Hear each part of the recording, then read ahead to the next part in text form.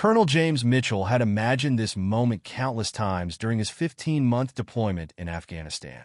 In his dreams, he'd pull into the driveway, and Catherine would rush out to meet him, tears of joy streaming down her face. His teenage daughter would follow, and they'd embrace as a family, whole and complete once again. But dreams rarely matched reality in his line of work. The late afternoon sun cast long shadows across the familiar streets of his suburban neighborhood as he guided his truck around the final corner. His hands tightened on the steering wheel, knuckles white with anticipation. 15 months of combat operations, 3 men lost under his command, and countless near misses had changed him. He knew that. The question was whether home had changed too. James pulled into his driveway, killing the engine but remaining in his seat for a moment. The 2-story colonial house stood silent, its windows reflecting the dying sunlight. The American flag he'd mounted before deployment still hung proudly by the front door, though the colors had faded slightly. Catherine had promised to replace it if it got too worn, but apparently she hadn't noticed, or hadn't cared. That thought brought a frown to his weathered face. The last few months of communication had been different. Video calls grew shorter, less frequent. Catherine blamed it on a massive merger at her accounting firm. Longer hours, more responsibilities. Their 20th anniversary had passed with just a brief phone call. She'd been in a meeting, she'd said. Couldn't talk long. Stop it, he muttered to himself, shaking off the doubts. Combat made you paranoid. He knew that better than most. 20 years of marriage deserved more trust than that. James grabbed his duffel bag from the passenger seat and stepped out into the crisp autumn air. The neighborhood was peaceful, almost eerily so, after months of living with the constant background noise of a forward operating base. No distant explosions, no helicopter rotors, no radio chatter. Just the rustle of leaves and the faint sound of someone mowing their lawn a few blocks away. He hadn't told anyone he was coming home early. The official discharge date wasn't for another 2 weeks, but his replacement had arrived sooner than expected, and his commanding officer had approved his early departure. He'd thought about calling ahead, but decided to surprise them instead. Catherine would be home from work by now, and his daughter would be back from school. The familiar weight of his combat boots on the concrete driveway grounded him as he approached the house. Everything looked exactly as he remembered. Catherine's prized rose bushes still meticulously maintained, the basketball hoop over the garage still missing its net. His daughter had been practicing her shots religiously before he left, determined to make varsity. Had she succeeded? He realized with a pang that he didn't know James reached for his keys, the familiar bundle feeling strange after so long. He'd kept them with him throughout deployment, a tangible reminder of the home waiting for him. The house key was worn smooth from years of use, its brass surface reflecting tiny fragments of sunlight. But as he looked up to insert it into the lock, something caught his eye that made his blood run cold. Through the garage's side window, he could see a gleaming black Mercedes-Benz parked inside. His steps faltered, military training kicking in as he processed the scene. Catherine's Honda was parked beside it. He recognized the dent in the rear bumper from her minor accident last year. But that Mercedes, he knew that car. The memory hit him like a physical blow. Last year's company Christmas party, Catherine introducing him to her boss, Robert Maxwell. The man had spent the entire evening talking about his new car, a custom-ordered Mercedes-Benz that cost more than James made in 2 years. No, he whispered, his voice rough with sudden understanding. The late nights, the missed calls, the distracted conversations. No. James moved closer to the garage window, his training taking over as he surveyed the scene. Both vehicles were empty. The house appeared still, but he caught the faint sound of music drifting from an upstairs window. His and Catherine's bedroom window, his hands began to shake not with fear, but with a rage so profound it threatened to overwhelm him. 20 years of marriage, 20 years of deployments, of missing birthdays and anniversaries, of putting his life on the line while she, the toolbox in his truck beckoned to him. James moved with mechanical precision, his muscles operating on autopilot while his mind spun with violent possibilities. The metal bolts felt cold in his palm as he grabbed a handful half-inch steel, heavy enough to do serious damage. He'd used similar bolts to repair equipment in the field, but now they would serve a different purpose. The garage door opener felt like a detonator in his hand as he pressed it.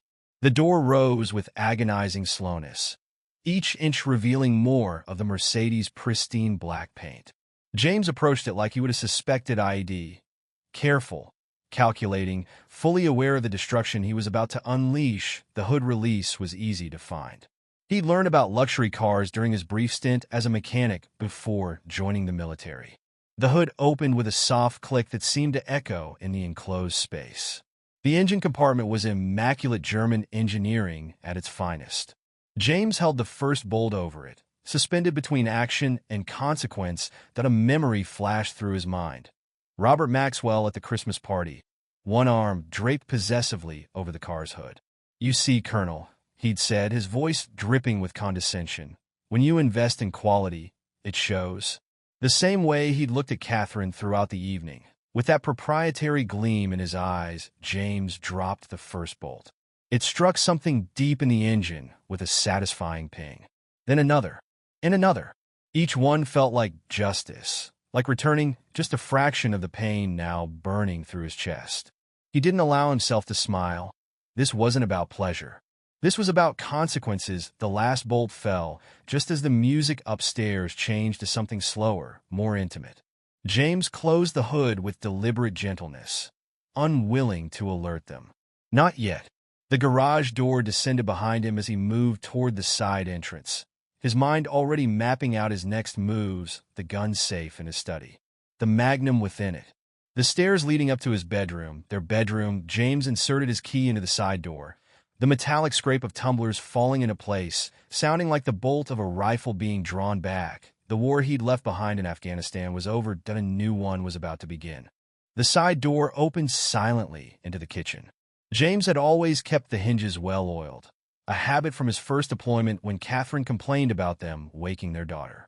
The familiar scent of home hit him like a physical blow, lavender air freshener, coffee from the morning's brew, and underneath it all, Catherine's perfume, Chanel No. 5, the same scent he'd given her for their 15th anniversary. James moved through the kitchen with the measured precision of a combat veteran, his boots ghosting across the tile floor.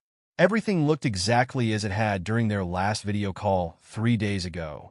Dishes drying in the rack, his daughter's physics textbook on the counter, Catherine's coffee mug in the sink. The normality of it all made his stomach turn. How many mornings had Maxwell sat at their kitchen island, drinking coffee from James's cups, plotting to steal his life? The hallway stretched before him, leading past the living room toward his study. Family photos lined the walls. Their wedding day, his daughter's first day of school, Catherine's graduation from accounting school. He'd paid for that degree with combat pay from Iraq, proud to help his wife achieve her dreams. Now those dreams included destroying everything they'd built together. His study door was closed, just as he'd left it 15 months ago.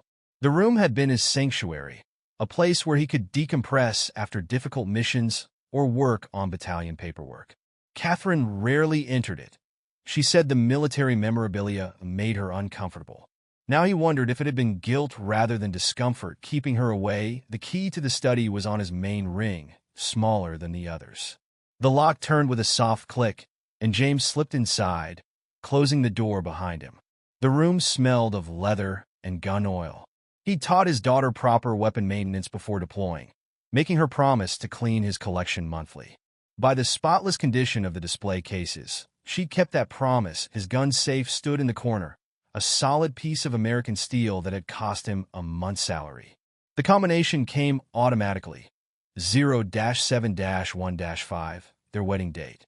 The irony of using that number now made his jaw clench.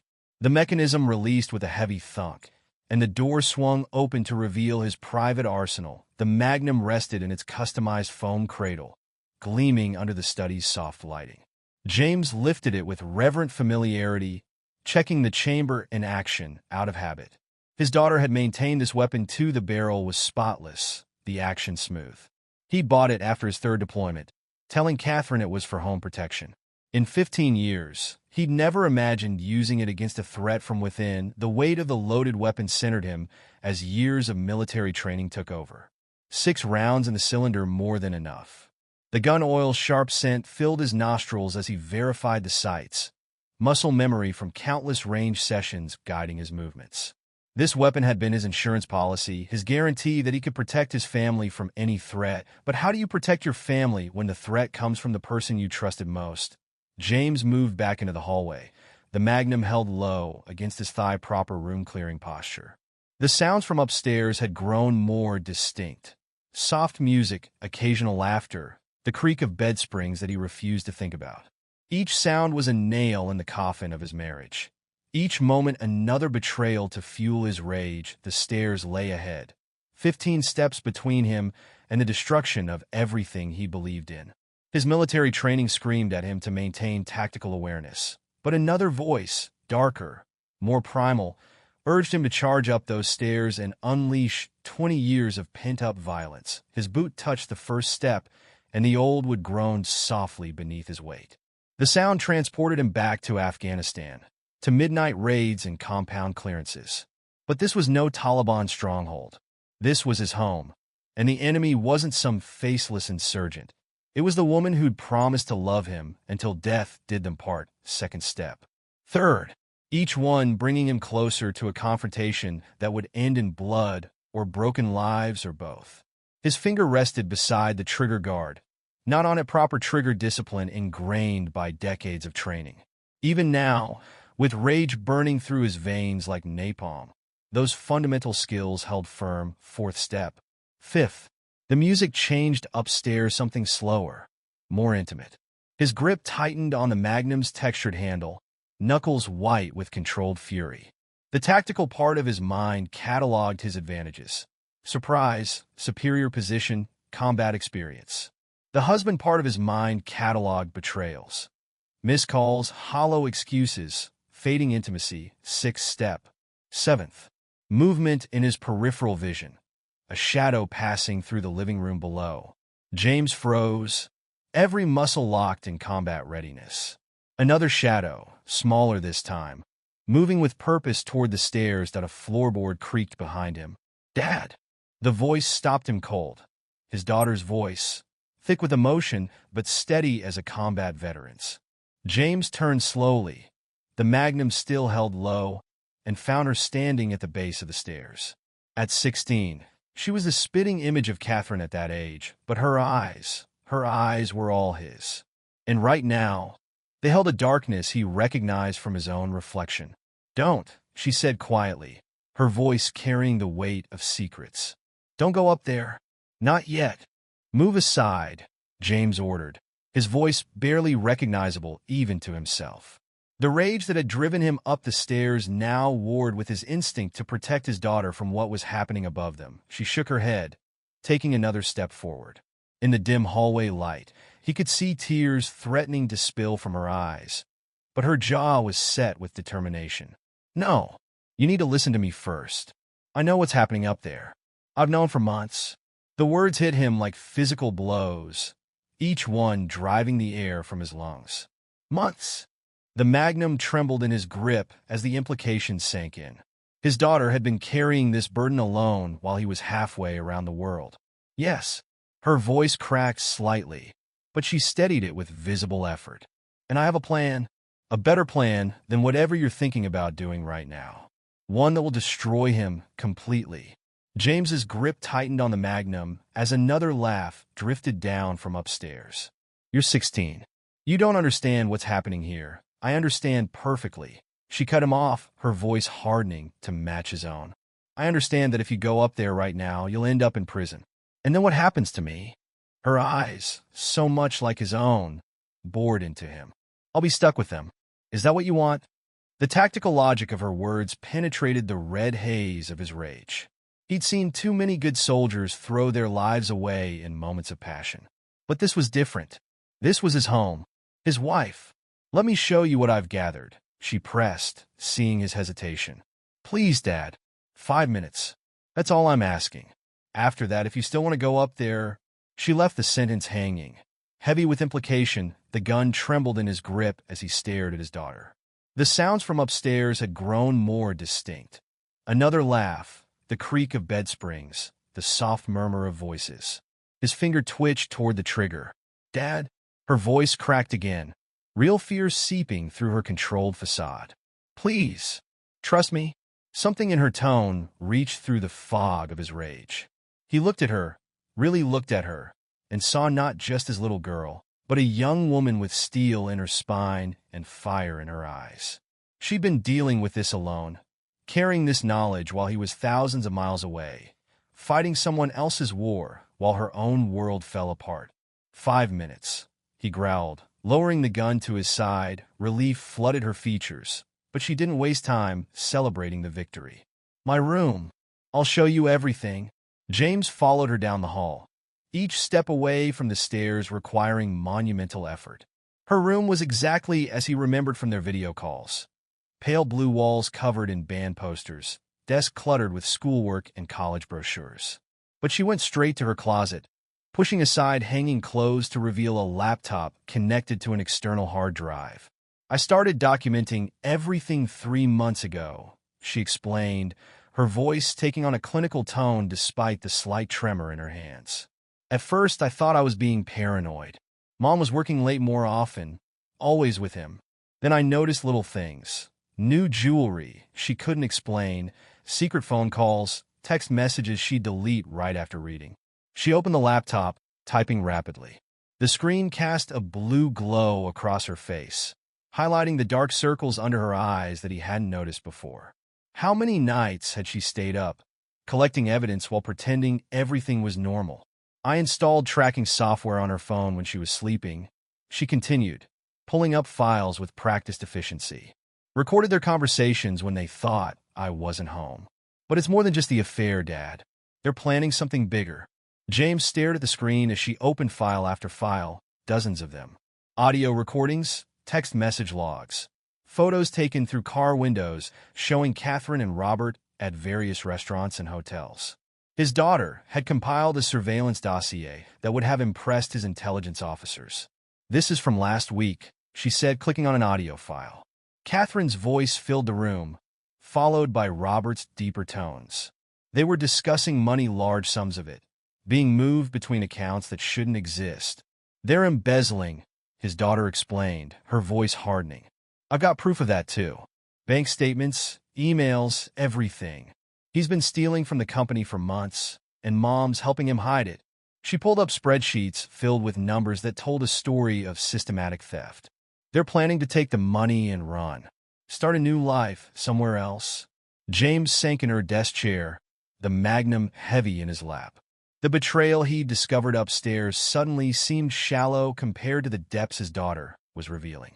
This wasn't just an affair. It was a conspiracy that threatened to destroy not just his marriage, but potentially dozens of lives affected by the theft. Why didn't you tell me sooner? He asked, his voice rough with emotion. She met his gaze steadily. Because I needed more evidence. And because I knew what you'd do if I told you while you were deployed. You'd have come home guns blazing, and they would have covered their tracks. She gestured at the screen. This way, we have everything we need to destroy them both. Legally. Completely. No prison time for you. No mercy for them. What exactly are you proposing? A cold smile crossed her face, an expression no 16-year-old should know how to make. First, we keep collecting evidence. Every meeting, every phone call, every penny they steal. Then, when we have enough, we don't just expose the affair. We expose everything. To the company board, to the police, to their families. She leaned forward, her voice dropping to a whisper despite the music still playing upstairs. We take everything from them, Dad. Just like they try to take everything from us. James stared at his daughter, seeing shadows of himself in her calculated rage. The soldier in him recognized a well-planned operation when he saw one. The father in him grieved that she'd had to become this tactical at such a young age. But there was pride too, pride in her strength, her intelligence, her refusal to be a victim. The sounds from upstairs continued, oblivious to the conspiracy being formed below. James's finger traced the trigger guard of the Magnum as he weighed his options.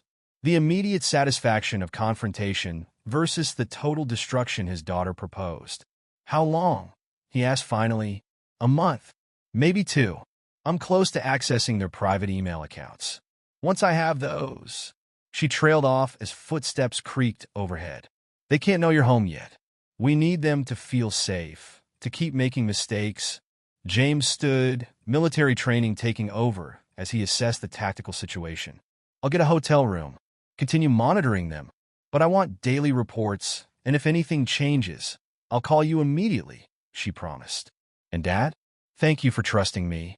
He pulled her into a fierce hug, feeling her trembling against him. For a moment, she wasn't the calculating strategist who just laid out a plan for systematic destruction. She was just his little girl, hurt and angry, and trying to protect what was left of their family. I'm here now, he whispered into her hair. We'll make them pay. Together. She nodded against his chest, then pulled back, wiping her eyes with the back of her hand. You should go.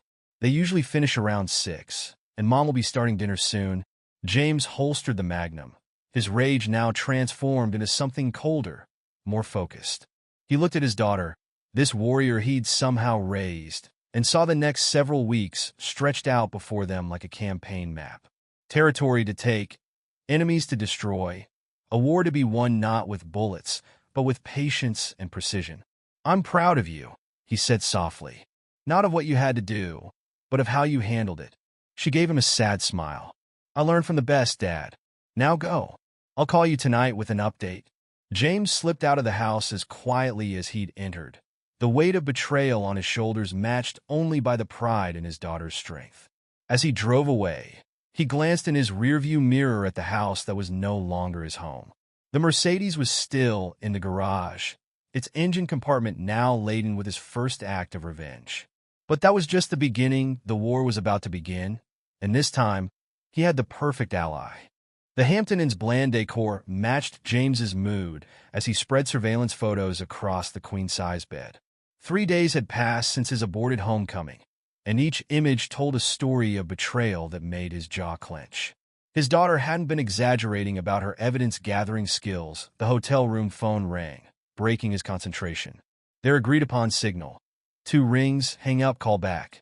He waited, counting seconds until it rang again. Secure, he answered, falling back on military protocol. Clear, his daughter's voice came through. Mom just left for dinner with the girls. Guess whose Mercedes just happened to pick her up? James checked his watch. 7:15 p.m. Tell me. They're getting sloppy, she said, keyboard clicks punctuating her words. Maxwell didn't even park around the corner this time. Pulled right into the driveway like he owned the place. A pause, which, according to these emails I just accessed, he might be planning to do literally. Explain. Mom's been looking at real estate listings. High-end properties in the Cayman Islands. And get this, she's been doing it from her work computer, logging in through Maxwell's credentials. James moved to his laptop, opening the secure email account they'd set up. Send me everything. Already did. Check attachment 3. It's their correspondence with an offshore bank. They've been moving company funds through a shell corporation. More typing. Maxwell's getting desperate. The quarterly audit is coming up, and there's a lot of money he can't explain. How much are we talking about? At least 4 million, maybe more. I'm still decrypting some of their communications, but she broke off suddenly. Hold on. Something's happening. James straightened, instantly alert. Talk to me. Maxwell's wife just pulled up next door. She's heading for our house. Her voice dropped to a whisper. She looks pissed. Can you get audio? Better. I installed a camera in the portico last week. Sending you the live feed now. James's laptop pinged with a new notification. The video quality was impressive. His daughter hadn't skimped on equipment. Maxwell's wife, Patricia, stood at their front door, hammer-straight posture radiating upper-class fury. The door opened, revealing Catherine in casual clothes, surprise evident on her face. Patricia, I wasn't expecting. Save it. Patricia's voice came through clearly. We need to talk about these. She thrust a manila envelope forward. Catherine took it, hands visibly shaking as she withdrew several photographs. Oh my God, his daughter whispered over the phone. Those are the ones I sent her yesterday. James felt a surge of pride mixed with concern. You didn't tell me about that. Tactical surprise. I knew she'd confront Mom directly. Her social media is full of posts about confronting problems head-on. But watch this part. On screen, Catherine was stammering denials. These aren't. They could be anyone. They're dated, Catherine. And time-stamped. You and my husband at the Gateway Hotel. The Riverside Restaurant. Our vacation home in Aspen. Patricia's voice could have frozen hell. I especially enjoyed the ones showing you entering our house when I was at my mother's funeral. James's free hand clenched into a fist. He hadn't known about that particular betrayal. I can explain, Catherine began, but Patricia cut her off. No need. Robert already did. Quite thoroughly, after I showed him copies. A cold smile. He claims you've been stalking him. That you're obsessed, unstable. He's filing a restraining order. He's what? Catherine's composure cracked. But we've been planning, he said we would. Planning what? Exactly? Patricia leaned forward. Because my lawyer would love to hear about any plans you and my husband have been making. On the phone, his daughter let out a low whistle. Maxwell threw her under the bus. Just like I predicted. You knew he would do this? Men like him always save themselves first. That's why I sent the photos to Patricia instead of the board. She'll do our work for us, digging into every aspect of his life, including the finances. James watched as Catherine crumpled under Patricia's relentless questioning. Every denial dug her deeper. Every explanation exposed another lie. It was a masterclass in psychological warfare, and his daughter had orchestrated it perfectly. There's more, she said as the confrontation on screen wound down. While Mom's distracted, I'm copying her entire hard drive. The program just found something interesting in her deleted files. Want to hear about the fake passports they ordered? James settled into his chair, eyes locked on the feed where Patricia was delivering what appeared to be a final, devastating verbal blow to Catherine's composure. Tell me everything. Start with the passports. Better idea. I'll bring the files to you. Mom will be a mess after this. Probably call Maxwell. Which means I have at least 2 hours before she remembers I exist. Keys jangled in the background. Meet me at that diner you liked? The one with the good pie. James checked his weapon out of habit. 20 minutes. And daughter? Yeah. Good work on this. Your timing was perfect. He could hear the smile in her voice. I learned from the best, remember? See you soon. The call ended and James took one last look at the video feed. Catherine had collapsed onto the porch swing, head in her hands, while Patricia's BMW purred away into the gathering darkness. It should have given him satisfaction, seeing his wife's carefully constructed lies beginning to unravel. Instead, he felt only a cold, tactical certainty. This was just the first domino. The real devastation was still to come. He grabbed his jacket and keys, the familiar weight of the Magnum under his arm a reminder of how differently this could have gone. His daughter's way was better. Death was too quick, too merciful. Catherine and Maxwell would live to see everything they'd built together torn down. Piece by piece, the war was escalating, and they didn't even know they were under attack. Lou's Diner hadn't changed in 15 months. The same neon sign buzzed in the window, the same smell of coffee and apple pie filled the air, and the same vinyl booths squeaked under James's weight as he slid into his usual corner spot. He'd chosen the seat facing the door out of habit, giving him clear sight lines to all entries and exits. The waitress recognized him immediately. Colonel, you're back. Evening, Rita. He managed a thin smile.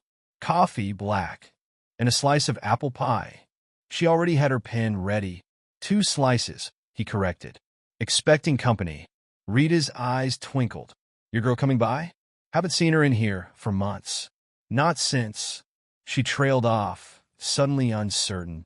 Not since Catherine started telling people I'd requested a divorce from overseas. James finished for her, keeping his voice neutral. The lie had clearly made its rounds in the community. Rita's face darkened. Never believed that for a minute. You two were always so. She stopped as the diner's bell chimed. Well, look who it is. His daughter entered, laptop bag slung over her shoulder. She'd changed clothes since the video feed, trading house clothes for jeans and a dark hoodie. Her eyes scanned the diner automatically, a habit she'd picked up from him, before heading to their booth. Hi, Rita, she smiled warmly. How's Tommy doing at college? Dean's List again. Rita beamed. Those math tutorials you gave him really paid off. She headed off to get their coffee, leaving them alone, making friends with the locals. James asked quietly. His daughter pulled out her laptop. Information comes from everywhere, Dad. Rita's son works part-time at Maxwell's country club. The stuff he overhears at the caddy shack. She smiled. Let's just say golf brings out people's true colors. The laptop booted up as Rita returned with their coffee and pie. They waited until she was safely out of earshot before continuing. Show me what you found, James said. Taking a sip of the bitter coffee, his daughter turned the screen toward him. These were deep in Mom's deleted files. Passport applications, but not normal ones. She pulled up several documents. Look at the names. James studied the forms. Catherine Maxwell, Robert and Catherine Maxwell, dated 3 weeks ago. They're planning to leave the country as husband and wife. She pulled up another document. And look at this bank accounts in both names, already set up in Grand Cayman. They've been planning this for months. The money's already there. Some of it. They've been moving it in chunks to avoid detection. But here's where it gets interesting. She opened a spreadsheet. These transfers don't match the company's books. Maxwell's been stealing way more than we thought. James leaned forward, studying the numbers. How much more? According to this, close to 12 million. He's been cooking the books for years, way before Mom got involved. But he needed her help to move the bigger amounts. She took a bite of pie, chewing thoughtfully. That's probably how it started. He needed an accounting expert, someone who could hide the money, and found a willing accomplice. James finished, his voice hard. What's our next move? She pulled out a USB drive. Remember that backup I made of Mom's computer? Found something else, emails between them discussing the company's server security. Specifically, the gaps in it. A cold smile. Maxwell's been logging in remotely, accessing restricted files.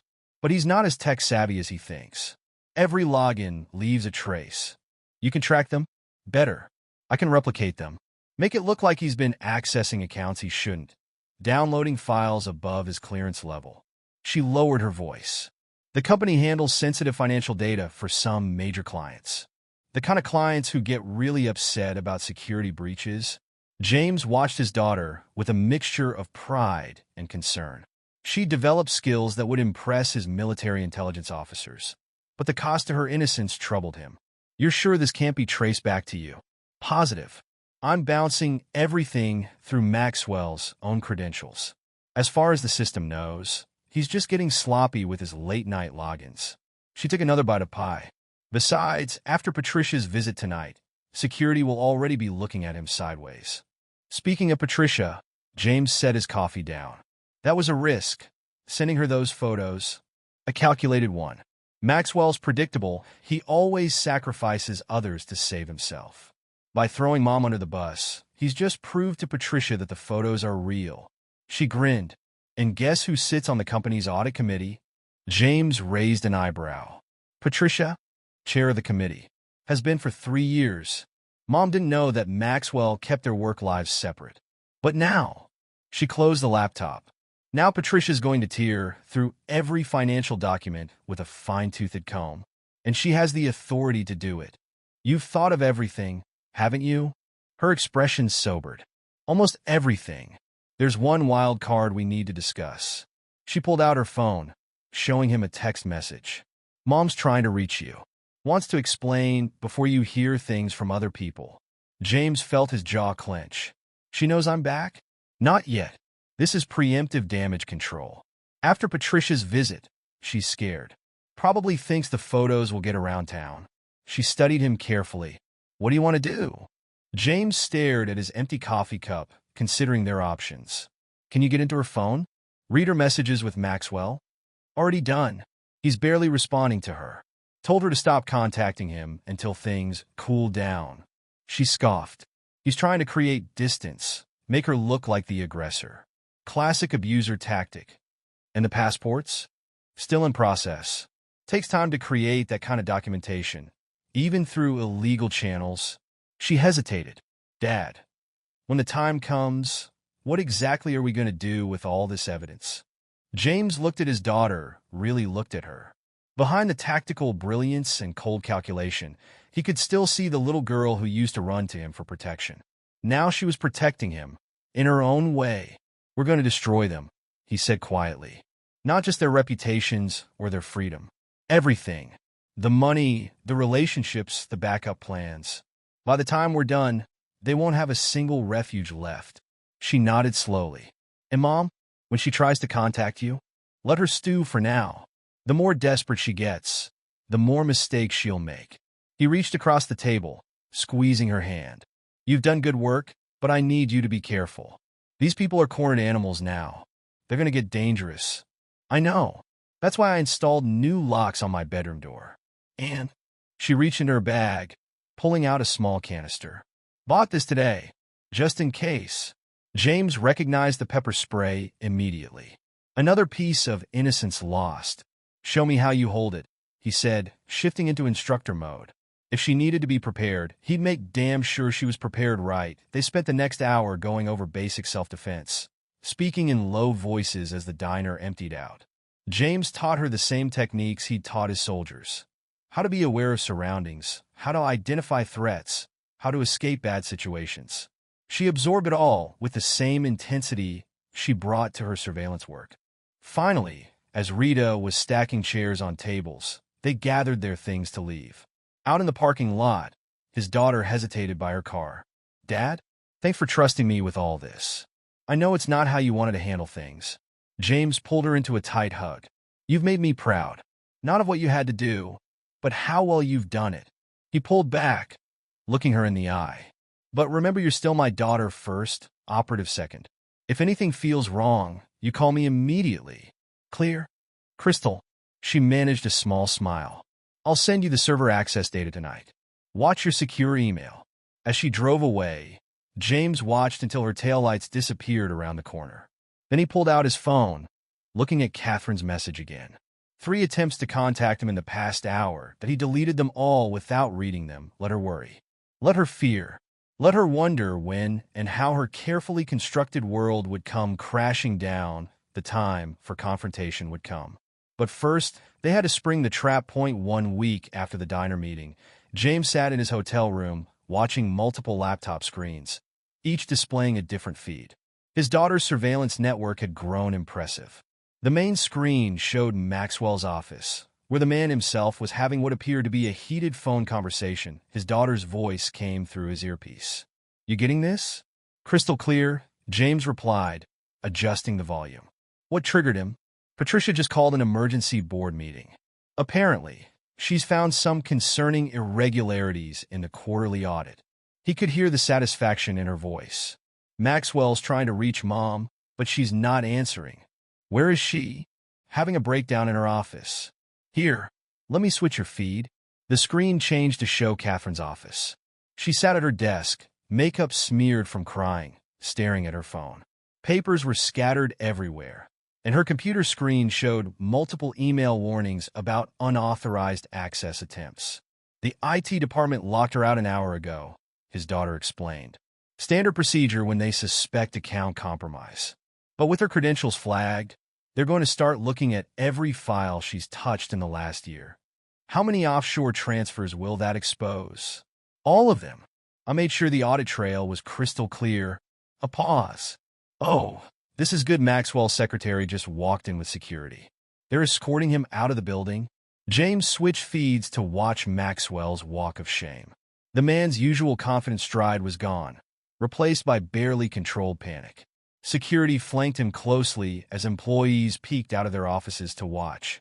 Dad! His daughter's voice had an edge of concern. We've got movement at the house. Maxwell's heading there. You're clear? At Rita's diner doing homework. Mom's still at the office. Keys clacked in the background.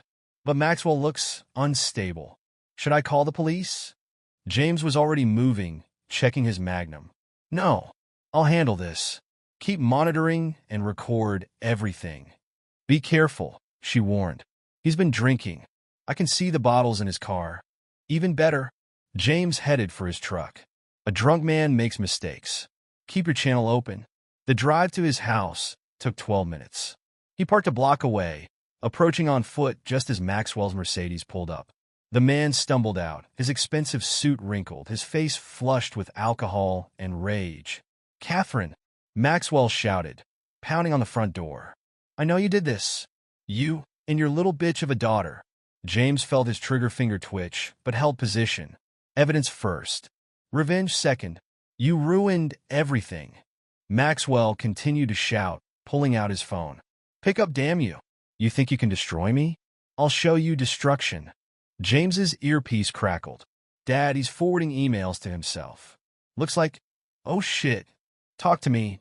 He's sending proof that Mom was behind the embezzlement, setting her up to take all the blame. Her voice hardened. He's going to try to pin everything on her. James watched as Maxwell stalked back to his car, still shouting into his phone. Perfect. Let him dig himself deeper. You getting all this? Every word, his daughter confirmed. And yes, he just logged into the company's server from his phone, using Mom's stolen credentials. IT will have a record of that. Maxwell was back at the door, this time with a bottle in his hand. You want to play games? He slurred. I've got records of everything, Catherine. Every transfer, every meeting, every time you spread your legs to earn your share. The bottle crashed against the door, glass shattering across the porch. James had seen enough. Time to introduce himself to his wife's lover. He approached silently from behind, combat boots silent on the grass. Maxwell didn't hear him until it was too late. Problems with the door, Robert? Maxwell spun, nearly falling. His eyes widened as he recognized James. Colonel? You're not due back. Change of plans? James kept his voice conversational even as he moved to cut off Maxwell's escape route. Thought I'd surprise my wife. Seems I'm not the only one with surprises. Listen, Maxwell raised his hands, backing away. Whatever Catherine told you, she's lying. She's been unstable, obsessed. These accusations she's making, you mean the ones you just screamed across my front lawn? James stepped closer. The part about her spreading her legs? Or the part about the transfers? Maxwell's back hit his car. I can explain. To who? The board? The police? James smiled coldly. Your wife. My wife. Maxwell's face went pale. What does Patricia have to do with? She's very thorough, isn't she? Especially when she's angry. James was close enough now to smell the alcohol on Maxwell's breath. Did you really think those photos appeared out of nowhere? Understanding dawned in Maxwell's bloodshot eyes. You've been? Watching? Planning? Learning all your dirty little secrets? James leaned in. Welcome to war, Robert. You're not very good at it. Maxwell's face twisted with drunken courage. You think you can threaten me? I'm Robert Maxwell. I've got money connections. Not anymore. James's voice could have frozen hell. Check your accounts? Maxwell fumbled for his phone, hands shaking as he pulled up his banking app. His face went from red to white to green as he scrolled. That's impossible. These accounts were secure. Hidden. Nothing's hidden from people who know where to look. James straightened up. You should go home, Robert. Patricia's waiting. Something about divorce papers and a forensic accountant. You son of a... Maxwell swung wildly, the punch telegraphed by decades of privileged living. James stepped aside easily, letting the man's momentum carry him face first into his own car. Dad! His daughter's voice was tense in his ear. Mom just left the office. She's heading home. Perfect timing. James looked down at Maxwell, who was holding his bloodied nose. Looks like the gang's all here, ready to record their reunion. All cameras active. Audio crystal clear. A pause. Dad? Make him hurt. James watched Maxwell struggle to his feet, car keys fumbling in his shaking hands. Already done, sweetheart. Already done. Catherine's Honda appeared at the end of the street just as Maxwell managed to get his car door open. James stepped back into the shadows, wanting to watch this play out naturally. The look on Catherine's face as she pulled up to find her lover bleeding in her driveway was almost worth the price of admission, almost. Robert? She rushed from her car. Oh my God. What happened to you? Why are you here? What happened? Maxwell's laugh was borderline hysterical. What happened is you and your psychotic family destroyed me. Look at my accounts. Look at what they did. Catherine pulled out her phone, then stared in horror. These are our escape funds. Robert, where's the money? Ask your husband. Maxwell shouted, spraying blood. Ask your precious daughter. They did this. They set us up. My husband. Catherine went pale. James is in Afghanistan. He's not due back for 2 weeks. James stepped into the light. Surprise. Catherine stumbled backward, her face draining of color. James? How? When did you get back? He advanced slowly, each step measured and deliberate. About the same time you were planning your new life in the Caymans. How's that working out for you? Maxwell tried to straighten himself, blood still dripping from his nose. Now listen here, Colonel. Shut up, Robert. James didn't even look at him. The adults are talking. James, Catherine's voice quivered as she tried to regain composure. Whatever you think is happening, I can explain everything. Explain? James's laugh was cold enough to frost the air. Like you explained to Patricia an hour ago? Or like Robert here explained to the board before security walked him out? Catherine's eyes darted between them. The board? Robert, what is he talking about? Your wife's been busy, James told Maxwell, showing those photos to all sorts of interesting people. Tell me, Robert, how many members of your country club wives group has Patricia called so far? Maxwell slumped against his car. You sent those photos to Patricia? Actually, James smiled, that was our daughter's idea. She's got quite a talent for timing, doesn't she? Our daughter. Catherine's voice rose an octave. What have you done to her? James's expression hardened. What have I done? That's rich coming from the woman who made her watch this circus for months. Did you think she wouldn't notice? That she wouldn't figure it out? She's just a child. Catherine protested. A child who's smarter than both of you combined. James pulled out his phone. Want to see what else she noticed? The late-night meetings? The offshore accounts? The fake passports? Maxwell lurched forward. You're bluffing. Robert Maxwell and Catherine Maxwell. James read from his screen. How romantic. Planning to start your new life together with stolen money. Tell me, Robert, does Patricia know about the house you bought in her name? The one you were planning to sell to fund your escape? That's... Maxwell swayed on his feet. That's confidential information. Not anymore. James turned to Catherine. Your boyfriend's been busy. Already trying to pin everything on you. The embezzlement, the fake accounts, all of it. Want to read his emails from the last hour? Catherine spun to face Maxwell. You wouldn't, Catherine, he's lying. Maxwell stammered. We're in this together, remember? Everything we planned was recorded, James finished. Every meeting, every phone call, every time you used her to cover your tracks. He stepped closer to Catherine. Did you really think I wouldn't find out? That our daughter wouldn't tell me everything? James, please. Catherine reached for him. We can talk about this. Work something out. He caught her wrist before she could touch him. Like you worked things out in our bed while I was dodging bullets? Or like you worked things out with company money while Robert here promised you paradise? Dad. His daughter's voice came through his earpiece. Mom's phone is blowing up. The board just sent her termination notice. And, oh, this is good. The FBI just arrived at Maxwell's house. James released Catherine's wrist. Right on schedule. You might want to check your email, dear. Seems your services are no longer required at the firm. Catherine fumbled for her phone, her hands shaking so badly she nearly dropped it. Her face crumpled as she read the message. No, this can't be happening. Robert, do something. But Maxwell was already backing toward his car. I need to get home. Patricia, the FBI, this is all a mistake. The only mistake, James said quietly, was thinking you could take what's mine without consequences. Maxwell practically fell into his Mercedes, the engine roaring to life. He peeled out of the driveway, leaving Catherine standing alone in the gathering darkness. James, she whispered, what have you done? Me. He smiled coldly. I just got home early. You're the one who's been busy. He checked his watch. By the way, you might want to pack a bag. When the FBI finishes with Robert's house, guess where they're coming next? Catherine's legs gave out, and she sank to the driveway. Our daughter. She helped you do this? She did more than help. This whole operation was her plan. Pride crept into his voice. Turns out she inherited my tactical thinking and your attention to detail. Bad combination for anyone who crosses her. I never meant to hurt her, Catherine whispered. Really? James's voice turned savage. You brought your lover into our home. Made her lie to me during video calls. Left her alone while you played house with Robert. What exactly did you think you were doing? Headlights appeared at the end of the street. 2 cars, moving with purpose. Right on time, James said. Federal agents are very prompt, aren't they? James, please. Catherine scrambled to her feet. Don't let them take me. We can work this out, fix things.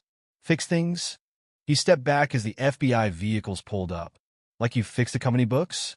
Or like Robert just fixed it so you'll take all the blame? Sir? An agent approached, badge out. We need to ask your wife some questions. James nodded. Of course. She's all yours. I'm sure she has plenty to say about Robert Maxwell's accounting practices. James! Catherine called as the agents led her toward their car. Please, think about our daughter. I am thinking about her, he replied coldly. I'm thinking about every night she cried herself to sleep while you were with him. Every lie she had to tell to cover for you. Every moment you stole from her childhood. He watched as they put Catherine in the back of their vehicle, her mascara leaving black trails down her cheeks. Dad! His daughter's voice was soft in his ear. You okay?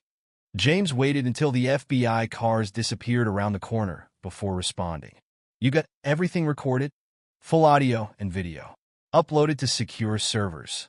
A pause. Maxwell just got arrested at his house. He's telling them everything. Trying to make a deal. Let him talk. James stared at the empty driveway where his life had imploded. The more he says, the deeper they both sink. What happens now? James pulled out his keys, not to the hotel, but to their house. His house now. Now we go home. There's a lot of cleaning to do. Dad. Her voice cracked slightly. Did we do the right thing? James thought about the look on Catherine's face when she realized her daughter had orchestrated her downfall. The way Maxwell had tried to abandon her at the first sign of trouble. The years of lies and betrayal exposed in one spectacular evening. The right thing? He climbed the porch steps, stepping over broken glass from Maxwell's bottle. No, sweetheart. We didn't do the right thing. We did the necessary thing. And we're not done yet. Because destroying their lives wasn't enough. Taking their money wasn't enough. Even prison wasn't enough. They needed to understand exactly what they'd lost. Who they betrayed, and this was just the beginning. At 3 in the morning, James sat in his home office, surrounded by the wreckage of his former life. He'd spent hours going through drawers and cabinets, finding evidence of Catherine's betrayal in every corner. Credit card statements showing dinners he hadn't attended. Hotel receipts from weekends he'd been deployed. Anniversary gifts he hadn't given. The door creaked open, and his daughter patted in, 2 steaming mugs in her hands. Thought you might need this. James accepted the coffee, noticing she'd made it exactly as he liked. Black, no sugar. Like Catherine had never bothered to remember. You should be sleeping. Too wound up. She settled into the leather chair across from his desk, pulling her knees up to her chest. In the dim lamplight, she looked younger than she had in months. Maxwell still singing to the FBI. His lawyers trying to cut a deal. Full cooperation in exchange for reduced charges. Let him talk. James took a sip of coffee. The more he implicates himself, the better our civil case becomes. Already handled. She pulled out her phone. I sent everything to Uncle Mike an hour ago. He says as your lawyer, he can file for divorce first thing in the morning. Full documentation of infidelity, financial fraud, everything. James studied his daughter over the rim of his mug. You've been busy. Couldn't sleep anyway. She managed a small smile. Besides, Mom's not the only one who knows how to work late hours. The bitter echo of Catherine's excuse made James's jaw clench. Have you heard from her? She tried calling twice from the FBI office. I blocked her number. Her voice hardened. She doesn't get to play the concerned mother now. No, she doesn't. James set down his coffee. But this isn't over. Once the shock wears off, they'll both start looking for ways to minimize the damage. We need to be ready. His daughter nodded, pulling up more files on her phone. Already on it. I've been monitoring their emergency contacts. Maxwell's reached out to 3 different lawyers, but no one's taking his calls. Apparently, Patricia's family has some serious pull in the legal community. And Catherine? Trying to access her private accounts. The ones she thought I didn't know about. A cold smile crossed her face. Surprise, Mom. Those are frozen too. James felt a surge of pride mixed with concern. You're enjoying this? aren't you? She met his gaze steadily. After everything they did, it's not about enjoyment. James stood, moving to the window. The street outside was quiet, but police tape still fluttered around Maxwell's abandoned Mercedes. It's about justice. Consequences. Same thing. She joined him at the window. They thought they were so clever, playing their games, making their plans. They never even considered someone might be watching. That's the problem with people like them, James said quietly. They think they're the only ones capable of deception. That loyalty is something to be used, not earned. Speaking of loyalty, his daughter hesitated. Rita called while you were dealing with the FBI. The whole town's talking. People are choosing sides. Let them talk. James turned to face her. You okay with that? It's going to get worse before it gets better. She straightened her spine, looking more like a soldier than a teenager. I've been handling worse for months. Besides, the people who matter already know the truth. Rita's planning to ban Maxwell from the diner. James couldn't help but smile. Small-town justice? The best kind. She checked her phone again. Oh, this is interesting. Maxwell's company stock just tanked in after-hours trading. Someone leaked the FBI investigation to the financial press. Someone? Anonymous source? She tried to look innocent and failed. The same anonymous source might have suggested looking into Maxwell's previous company. The one that mysteriously went bankrupt after he left with a golden parachute. James shook his head in amazement. You've thought of everything, haven't you? Almost. Her expression turned serious. There's one thing we still need to discuss. Mom's family. The temperature in the room seemed to drop. Catherine's wealthy parents had never approved of James, a mere soldier who'd seduced their daughter. They tried to buy him off before the wedding, offering a substantial sum to walk away. They'll try to intervene, he said grimly. Already happening. Grandma called while you were out. Said they're flying in tomorrow. She gripped her phone tighter. They think they can fix this with money. Like always. Can they? Not this time. She held up her phone, showing him an email chain. See these transfers? The ones Mom helped hide? Some of that money came from their family foundation. When the FBI traces it, James let out a low whistle. You're burning everyone. They chose their side years ago. Her voice was pure ice. Remember my 13th birthday? When they forgot to invite you to their country club celebration? Said it was members only? I remember. So do I. She squared her shoulders. They wanted a war? Fine. But they don't get to choose the battlefield. James pulled her into a hug, feeling her trembling slightly despite her brave words. You're sure about this?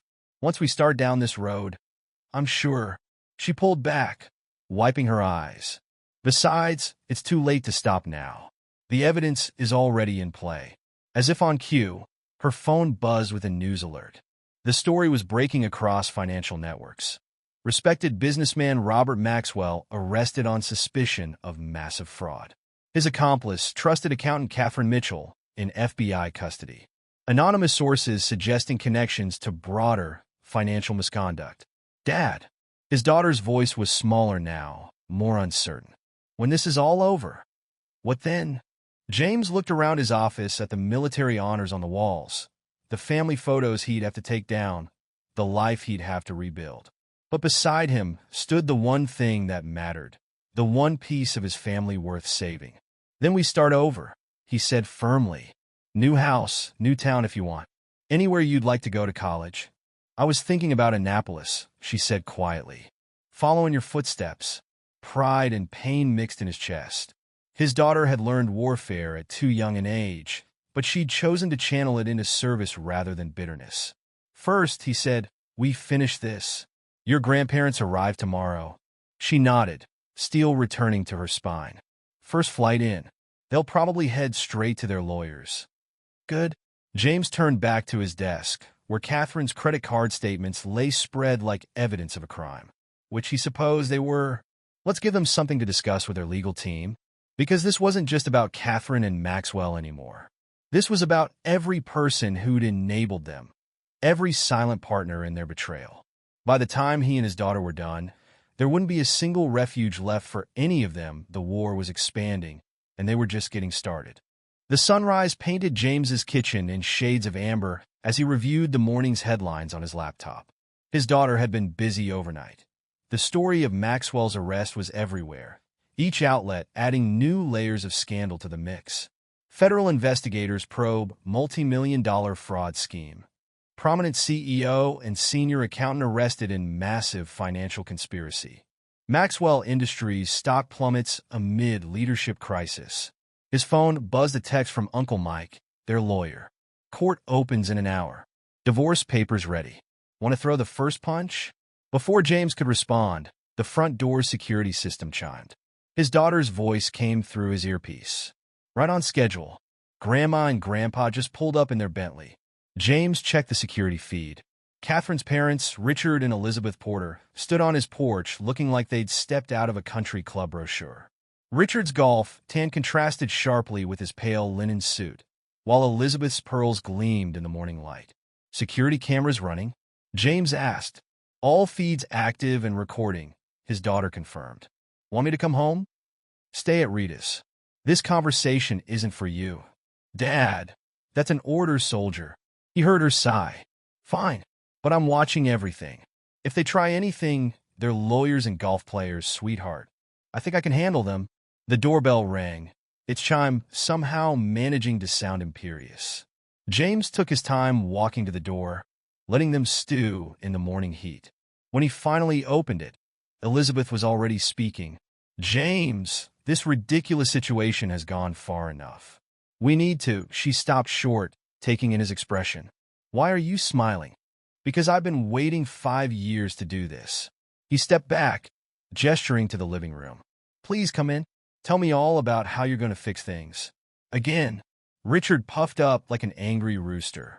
Now see here, Mitchell. Our daughter, your daughter, James cut him off, is currently in FBI custody. Would you like to explain those transfers from your family foundation, or should we wait for the federal investigators to do it? The color drained from Richard's face. What transfers? The ones Catherine helped Maxwell hide. Nearly $2 million, if I'm not mistaken. James led them into the living room, where multiple laptops displayed various news articles and financial records. Please sit. We have a lot to discuss. Elizabeth perched on the edge of the sofa, her perfectly manicured hands clutching her designer purse. James, surely we can handle this privately. Like civilized people. Civilized? James's laugh was cold. Like when you try to buy me off before the wedding.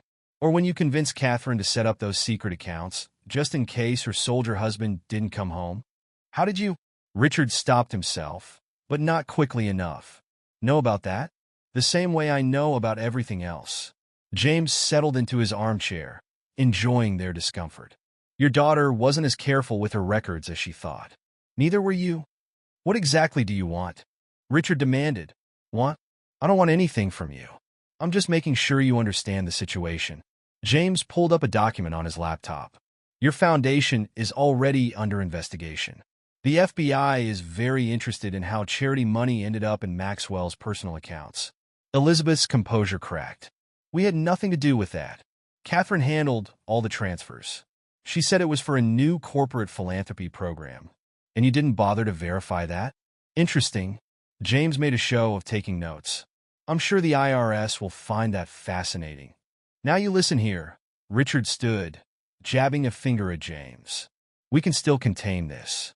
Make it go away. All it takes is money. Like you try to make me go away. James remained seated, projecting calm authority. How much was it again? $500,000 to leave Catherine alone? Tell me, does that offer still stand? Elizabeth shot to her feet. We were protecting our daughter. No. James's voice turned to steel. You were protecting your reputation, your social standing, your precious family name. He stood slowly. Well, guess what? That name is about to be dragged through every newspaper in the country. How's the country club going to feel about that? Richard's face had turned an alarming shade of purple. Are you threatening us? Threatening? No. I'm just telling you what's already in motion. James moved to his desk, pulling out a thick folder. Would you like to see the evidence? Your daughter was quite thorough in her record-keeping. Every transfer, every meeting, every time you helped her hide money from her soldier husband. We were building a safety net, Elizabeth protested. In case I died in combat. James's smile was razor-sharp. How disappointed you must have been when I kept coming home. Dad. His daughter's voice came through his earpiece. Maxwell's lawyer just called a press conference. You're going to want to see this.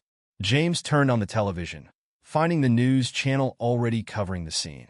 Maxwell stood outside the federal building, looking haggard in a wrinkled suit. Patricia stood beside him, her face a mask of cold fury. I want to make a full confession, Maxwell was saying, his voice shaking.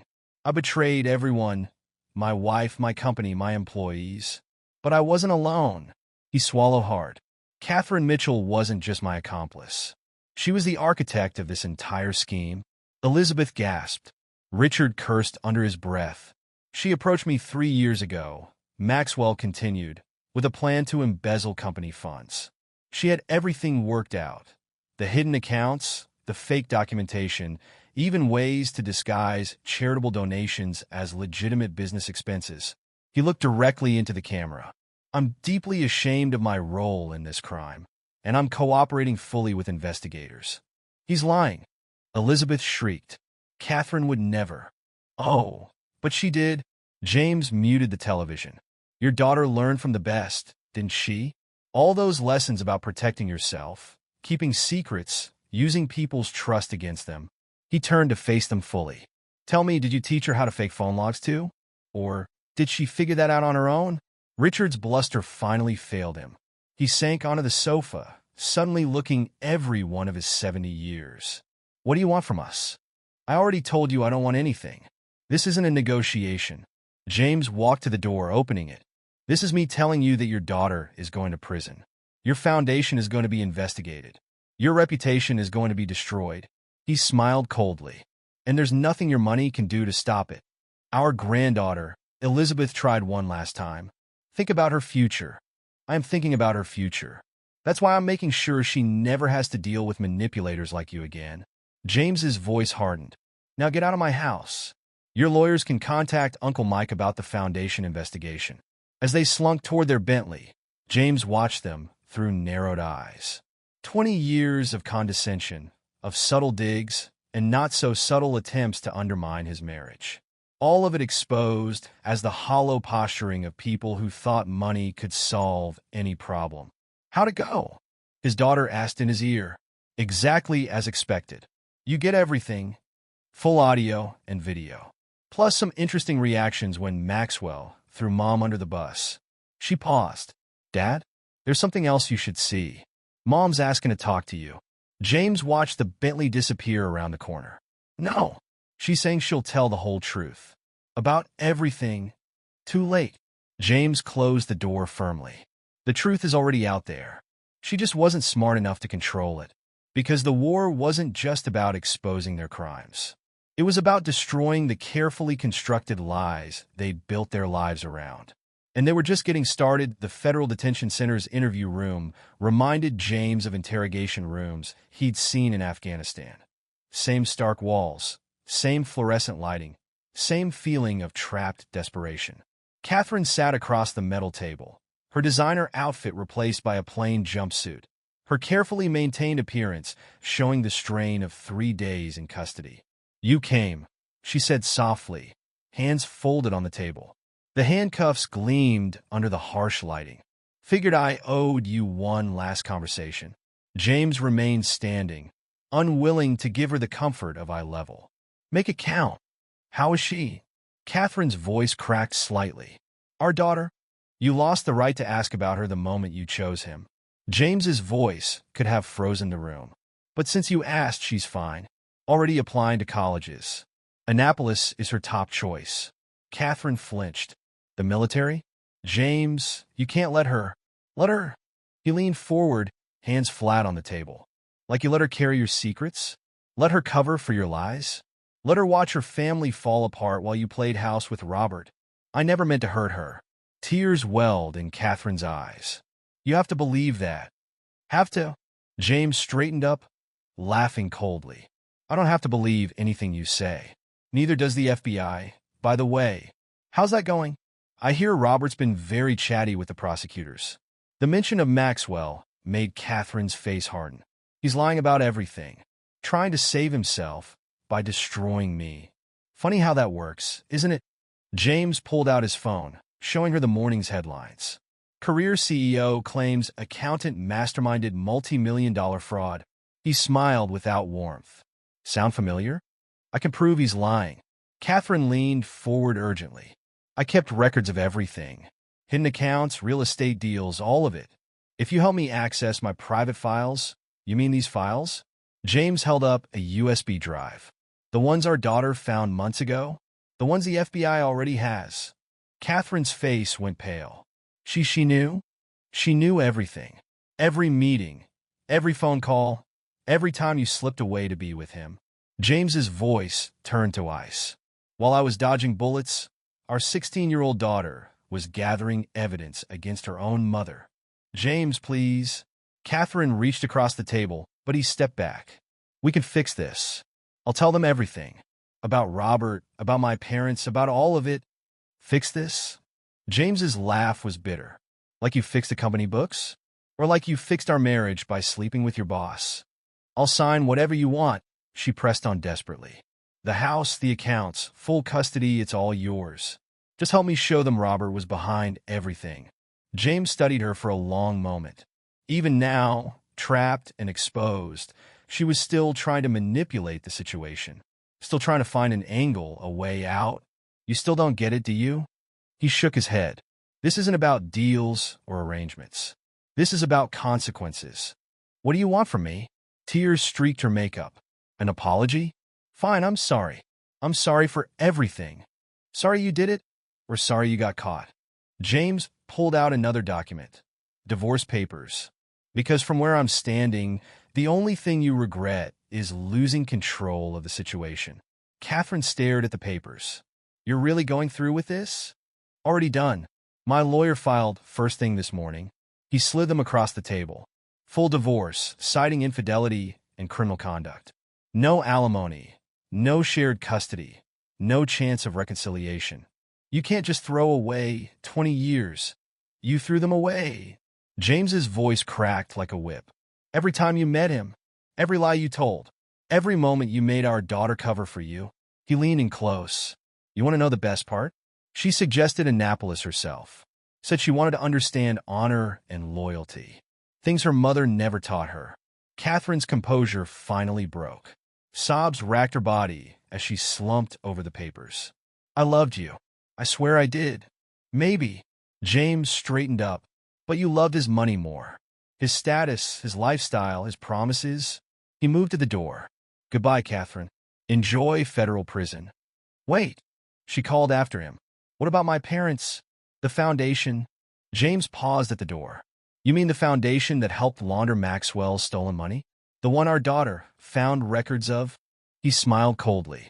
Don't worry. The IRS is handling that personally. You're destroying everything, she whispered. No, Catherine. You destroyed everything. I'm just making sure you face the consequences. He knocked for the guard. One last thing. Our daughter wanted me to tell you something. Catherine looked up hopefully. She said thanks for the accounting lessons. They really helped her follow the money trail. The door closed on Catherine's renewed sobs. In the hallway, James pulled out his phone. You get all that? He asked. Crystal clear, his daughter replied. Audio and video archived. Uncle Mike says it's perfect for the divorce proceedings. How are you holding up? A pause. I'm okay. It's weird seeing her like that, but it doesn't hurt as much as I thought it would. That's because you're stronger than she ever was. James headed for his truck. Any word from Maxwell's camp? His lawyer's pushing for a plea deal, offering to testify against Mom and the foundation in exchange for a reduced sentence. She snorted, as if we don't have enough evidence already. Let him talk. James started the engine. The more he says, the deeper they all sink. Dad. Her voice turned serious. Grandma's been calling schools trying to sabotage my Annapolis application. Says a military academy isn't appropriate for a Porter woman. James felt his jaw clench. Forward everything to Uncle Mike. If they want to play that game, we can add harassment to the foundation investigation. Already done. He could hear the smile in her voice. Also sent copies to Aunt Jessica at the DAR. Apparently, the Porter family's social standing isn't what it used to be. James couldn't help but feel proud. His daughter had learned warfare at too young an age, but she'd learned it well. Every move calculated, every response measured, every strike designed for maximum impact. "Meet you at Rita's?" she asked. "The divorce papers should be processed by now. Might be worth celebrating." "On my way." James pulled onto the highway, leaving the detention center and Catherine in his rearview mirror. "And daughter?" "Yeah, you did good. All of it, the evidence, the timing, everything. Your old man couldn't be prouder." Because this wasn't just about revenge anymore. It was about justice, about consequences, about showing the world that actions had cost. And they were making sure everyone paid in full. 6 months later, James stood in the federal courthouse, watching as Catherine was led away in handcuffs. The judge's words still echoed through the chamber. 15 years for conspiracy, fraud, and embezzlement. No chance of early parole, no lighter sentence for cooperation. His daughter's meticulous evidence had made sure of that. "You okay?" His daughter stood beside him, wearing her first real business suit. At 17, she looked older than her years, tempered by the battles they'd fought together. "Better than okay." James watched Catherine disappear through the secure door. "How's Maxwell taking his 20-year sentence?" "Not well." She checked her phone. According to the prison gossip, he had a complete breakdown when they assigned him to regular population instead of minimum security. Keeps demanding his country club privileges. James allowed himself a small smile. "And Patricia?" "Living well is the best revenge." His daughter showed him a society page photo. She got everything in the divorce. The houses, the cars, even his precious Mercedes collection. Sold it all and donated the money to charity.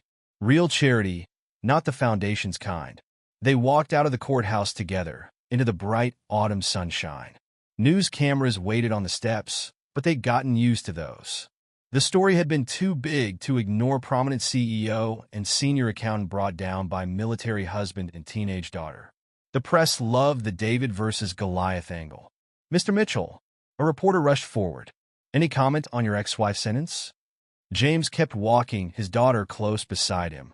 They'd said everything they needed to say through evidence and testimony. The facts had spoken for themselves. "Look."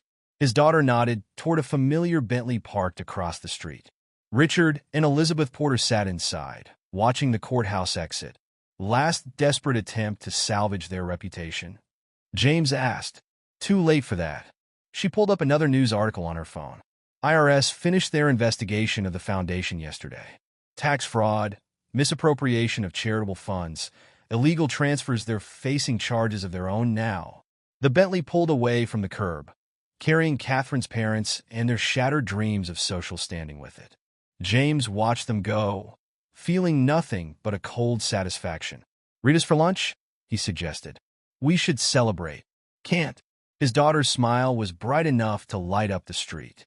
"Got my final interview with the Annapolis Admission Board this afternoon. They're particularly interested in my demonstrated leadership and investigative skills." Pride swelled in James's chest. "They'd be fools not to take you." "Oh, they're taking me?" She grinned. "The board chairman was very impressed by my detailed analysis of financial fraud techniques. Said they need officers who can think tactically in the modern battlefield." They reached James's truck, not new or fancy, but paid for honestly. Unlike the Mercedes that had started this whole thing, now evidence in a federal warehouse somewhere. "Uncle Mike called this morning," his daughter said as they pulled away from the courthouse. "The divorce is final. All assets awarded to you, plus compensation for the money she stole from your deployment pay." "Blood money," James growled. "We'll donate it." "Already handled. Set up a scholarship fund for military kids." She touched his arm. "In your name." James glanced at her, seeing the woman she was becoming. Strong, principled, unstoppable. Catherine's betrayal had forced her to grow up too fast. But instead of breaking her, it had forged her into something extraordinary. "There's one more thing," she said quietly. "Mom tried to send me a letter from prison. Asked for forgiveness. Said she wanted to explain everything. And I sent it back unopened. Marked, return to sender." She stared out the window at the passing city. "Some things don't deserve forgiveness." James squeezed her hand. "You sure about that?" It's okay to feel. What? Sad? Missing her? She shook her head firmly. She made her choice, Dad. Every day for years, she chose him over us. Over you. Over me. Her voice hardened. Actions have consequences. Isn't that what you taught me? They pulled into Rita's parking lot, the familiar diner a sanctuary after the courthouse's formality. Inside, the regular customers nodded respectfully. They'd all seen the news, all known the truth about Catherine's betrayal. Small-town justice had its own way of working. Colonel, Rita greeted them with coffee and pie, already set out at their usual booth. Saw the news. 15 years, huh? Justice served, James replied simply. And that Maxwell fellow got 20. Rita's satisfaction was clear. Good. Never did like the way he treated my staff at his fancy club. She turned to his daughter. You did good, honey. Showed them all what happens when you mess with the wrong family. After Rita left, his daughter pulled out her laptop, ever the strategist, even now. We should talk about the house. Real estate agent says it'll sell fast, especially after we remodeled Mom's spaces. You sure about moving? James asked. We could stay, make new memories. Dad. She gave him a look that was pure tactical officer. Annapolis is waiting. You've got that security consulting offer in Virginia. In this town, she gestured around. It's served its purpose. We won the war here. Time to move on to the next campaign. James studied his daughter across the table, seeing shadows of his own military bearing in her posture, his own strategic mind in her planning. But there was something else, too. A fierce sense of justice, a determination to right wrongs that was entirely her own. You know, he said carefully, your mother wasn't always. Don't. His daughter's voice was firm. Don't make excuses for her. She wasn't a victim or a pawn. She was a willing participant who thought she could trade up to a better life.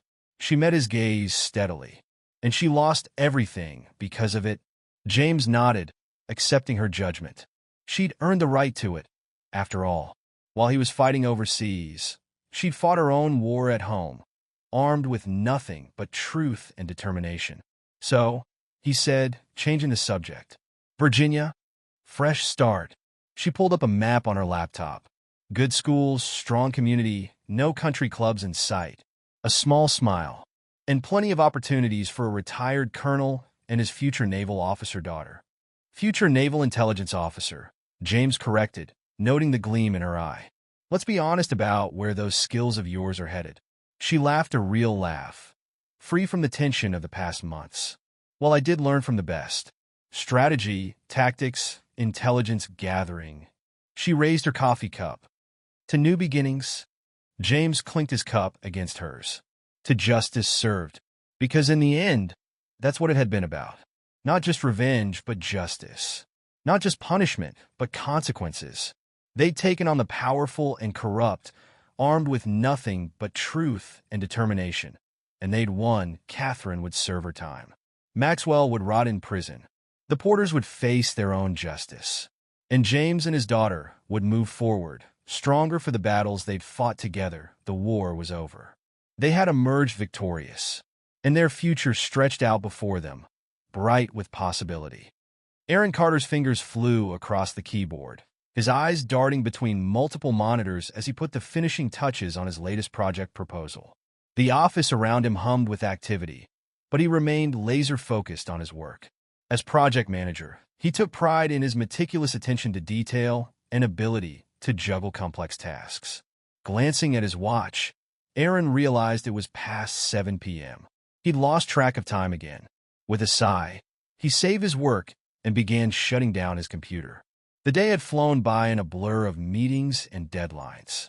Now all he wanted was to get home to Lena and unwind. The drive home was a welcome respite after the intensity of the workday. Aaron felt the tension start to ease from his shoulders as he pulled into the driveway of the modest suburban home he shared with his wife of 8 years. A smile tugged at his lips as he thought of Lena. She was the calm to his storm, the warmth to his logic. Her yoga classes kept her busy, but he looked forward to their quiet evenings together. Entering the house, Aaron called out, "Lena, I'm home." Silence greeted him. He frowned slightly, remembering Lena had mentioned something about a late class. Shrugging off his jacket, He headed to the kitchen to grab a quick snack before jumping in the shower. As he passed the bathroom, something caught his eye. The trash can was overflowing slightly, a white stick poking out from beneath crumpled tissues. Aaron paused, a chill running down his spine as recognition dawned. With trembling fingers, he reached down and pulled out the object. A pregnancy test. Positive. Aaron's mind reeled as he stared at the two pink lines. It wasn't possible. It couldn't be. Just 3 months ago, he'd undergone a vasectomy. He hadn't told Lena, believing they were on the same page about remaining childless. Now, holding irrefutable evidence to the contrary, his world began to tilt on its axis. He sank to the floor, back pressed against the cool tile as his thoughts raced. There had to be an explanation. Maybe the test was faulty. Or perhaps, no. He pushed the thought away, unwilling to consider the alternative. Lena wouldn't betray him like that. She couldn't. But as Aaron sat there, pieces began falling into place. The late-night yoga workshops that seemed to run longer and longer. The way Lena's phone was always face down these days. Her growing emotional distance. No, he whispered, the words sounding hollow in the empty bathroom. Rising on shaky legs, Aaron moved to the bedroom. He needed to think, to process. But everywhere he looked, he saw signs of the life he and Lena had built together. Photos from their honeymoon. The dresser they'd refinished as a couple's project. Her pillow still holding the indent of her head. Suddenly, the house felt suffocating. Aaron grabbed his keys and headed out, driving aimlessly as night fell. His mind churned with possibilities, each more painful than the last. By the time he returned home hours later, a cold resolve had settled in his chest. He wouldn't confront Lena. Not yet. First, he needed proof. The next morning, Aaron woke early, his sleep fitful and plagued by nightmares. He showered and dressed for work as usual, his movements mechanical. When Lena stirred, he kissed her cheek and muttered something about an early meeting. Instead of heading to the office, Aaron parked a block away from their house. He waited, watching as Lena left for her morning yoga class. Once she was gone, he let himself back inside. The house was quiet, almost mocking in its normalcy. Aaron moved from room to room, searching for what? He wasn't sure. A love letter? Incriminating texts? Part of him hoped to find nothing, to prove his suspicions unfounded. But another part, a colder, more calculating part, was already planning his next move. He was in the kitchen, idly straightening some papers on the counter, when he heard the front door open. Panic surged through him. Lena wasn't due back for hours. Had she forgotten something? Aaron froze, straining to hear. Lena's voice drifted from the entryway, hushed, but clearly agitated. "Mom, I don't know what to do," she was saying. "I can't keep this up much longer." Aaron's breath caught in his throat. He inched closer to the kitchen doorway, careful to remain out of sight. Lena continued, her voice trembling slightly. "Of course, I'll tell him it's his. Nolan isn't ready for a baby. He might leave me if I push him for more. And besides, Aaron's always wanted a baby. It'll be easy to convince him. He's so naive." The world seemed to tilt beneath Aaron's feet. He gripped the doorframe, knuckles turning white as the full weight of Lena's betrayal crashed over him. Nolan. The name burned in his mind. Her fitness trainer. The man she'd sworn was just a friend. Lena's voice faded as she moved further into the house. Aaron stood rooted to the spot, his mind a maelstrom of emotions. Rage, hurt, and a cold, creeping desire for vengeance warred within him. When he finally moved, it was with a calm that surprised even himself. He slipped out of the house undetected, drove to work, and threw himself into his projects with laser focus. To any observer, it was just another day at the office for Aaron Carter. But inside, plans were forming, wheels were turning, and the man who entered that house would never be the same. The next morning dawned bright and clear, a stark contrast to the turmoil raging within Aaron. He lay in bed, eyes fixed on the ceiling, acutely aware of Lena's sleeping form beside him. Her gentle breathing, once a comfort, now filled him with a mixture of revulsion and pain. He waited until she left for her morning class before rising. Then, with methodical precision, he began to pack. Suitcases emerged from the closet, filling quickly with clothes and personal items. Aaron moved through the house like a ghost, gathering the pieces of his life. Family photos were left behind, too painful to contemplate. But his laptop, important documents, and a few cherished mementos made their way into the bags. In the kitchen, he paused. The pregnancy test still sat in the bathroom trash, a silent accusation. With a grimace, Aaron retrieved it, sealing it in a small evidence bag he'd procured for just this purpose. It might prove useful later. Next came the financial coup de grace. Aaron logged into their joint accounts, transferring every cent to a private account he'd set up years ago for emergencies. He changed passwords on all his personal accounts, erasing Lena's access in one fell swoop. As he worked, a cold satisfaction began to replace the hurt. Let her come home to emptiness. Let her feel a fraction of the betrayal he'd endured. With his belongings packed and loaded into the car, Aaron took one last look around the house that had been his home for nearly a decade. Memories assaulted him: lazy Sunday mornings, holiday gatherings, quiet nights curled up on the couch.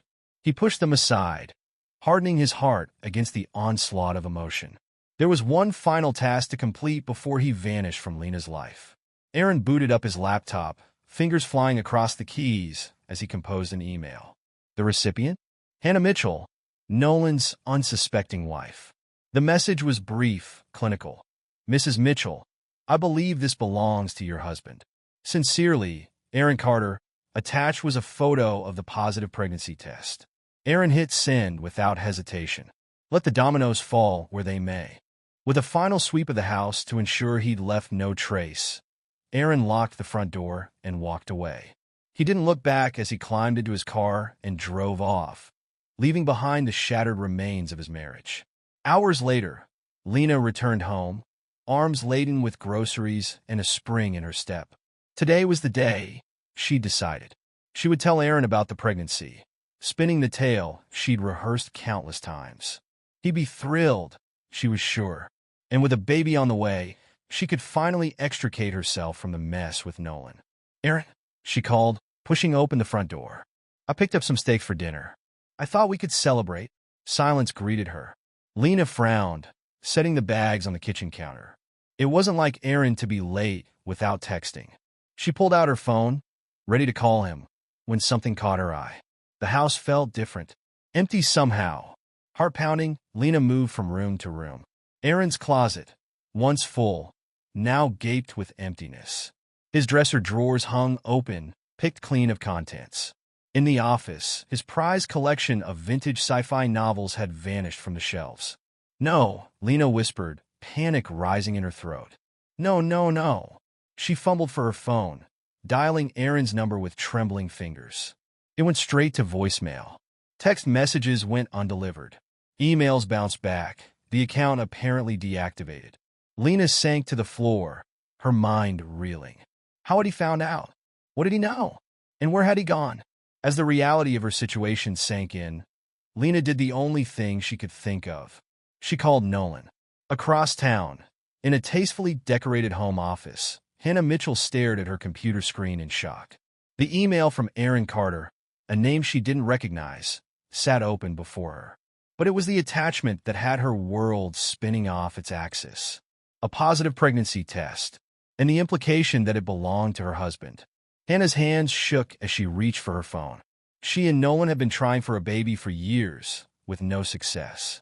Now this stranger was telling her that Nolan had not only cheated, but potentially fathered a child with another woman. As she dialed Nolan's number, a cold determination settled over her. One way or another, she would get to the bottom of this. And if what this Aaron said was true, well, Nolan was about to learn just how ruthless Hannah Mitchell could be when crossed. In a small, sparsely furnished apartment across town, Aaron sat on the edge of a rented bed. His laptop glowed in the dim room, open to a series of emails and documents. Bank statements, property records, text logs, all the digital breadcrumbs of Lena and Nolan's betrayal. He'd spent hours compiling evidence, building a case that would leave no doubt about their affair. It wasn't just about exposing the truth anymore. No, Aaron's goal had shifted. Now, He wanted to ensure that Lena and Nolan's carefully constructed house of lies came crashing down around them. A notification pinged on his phone.